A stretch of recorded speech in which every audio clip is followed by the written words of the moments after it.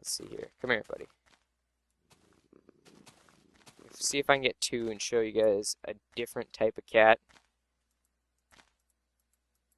There we go. Okay, I got the same one, but I'm fairly certain there's more than one type. So you could this is a kind of a white and black one. Stand up. That's what I want you to do. They can breed. Yes, they can breed. So you get a little baby kitten, and they have a feature which I'm going to display right now, and hopefully I don't kill myself in the process. But they have a feature in which they deter creepers. So we're going to chase this creeper. Yeah, see, creepers are afraid of these cats, as you can see. So if you have a couple kittens sitting around, you can probably protect your stuff. And if you have one walking around with you, they will not aggro on you. So that's a cool use of cats.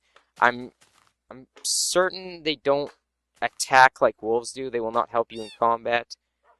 But I could be wrong, you know. But they are useful just for the fact they scare off creepers. So I'm going to fly over to my house quick and make it day because. No, actually, no, screw that. Sorry, I'm a bit unprepared. I just got home. But I'm going to put this on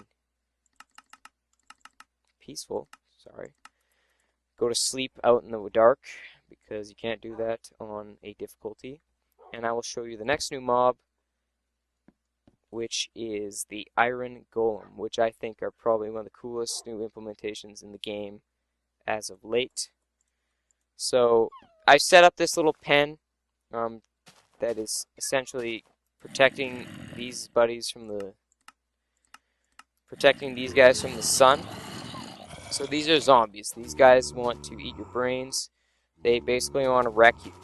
So a new feature they added in 1.2 is groups of zombies will attack testificate villages, right? So they added a new mob because testificates cannot fight back. They added a new mob to help out with the zombie problem, and you can make them yourself, and you do that by using 4 iron blocks, so 9 iron each. Make them into a Mr. T sign, and you throw a pumpkin on the top, and they make a giant badass iron golem, which will wreck any mob besides the creeper. Yes. So they will defend villages. You can put them by your place and they will attack mobs. They are very resilient. They drop some iron if you manage to kill one or if they die to hordes of zombies, which they rarely do. And like I said, it's simply 4 iron blocks with a pumpkin on the head, similar to snow golems. So that's a very, very awesome feature. These guys are badass, big iron golems. They got some vines on them. They're really cool looking. And I'm sick of these guys, so I'm going to put it back on peaceful because I'm done with that little demonstration. So yeah, these are snow golems, not snow, iron golems, my bad. And you can make them, so they're pretty awesome. There's a few, yeah, you can see it by my house over there. There's a one that naturally spawns in a testificate village, which they also updated. Testificates will now have babies and populate the village and stay in their houses more and stuff. So that's pretty cool too. So another change they made to existing blocks is they made it so you can turn stairs and half steps upside down. So this is just an example of a pillar you can make with upside down stairs. Normally they would stick out like this. That was my mouse freaking out. They would stick out kind of like an L shape, of course, but now they are more like a half T, if you will. So to make it do that, you need stairs, of course. Right there, my bad. And you need a block above it. So if you put it like that, your stair will place normally. If you put it on the block above it, it will place upside down. So you can make pillars. This is an example of what normally happens when you put half steps on a wall. They take the lower half, but if you put it on the upper block, they will make the upper half. So you can make pillars. I'm sure there's going to be awesome creations coming out of this, just simple design, and should open up the possibility for more furniture. So that's pretty awesome, I thought. It's one of my favorite changes, actually. And I think I covered most of the major stuff. I'm sorry I couldn't find a jungle biome quickly. I want to get this video out, but yeah, that's beta 1. Keep saying beta. That's full release 1.2. Those are just some of the main changes.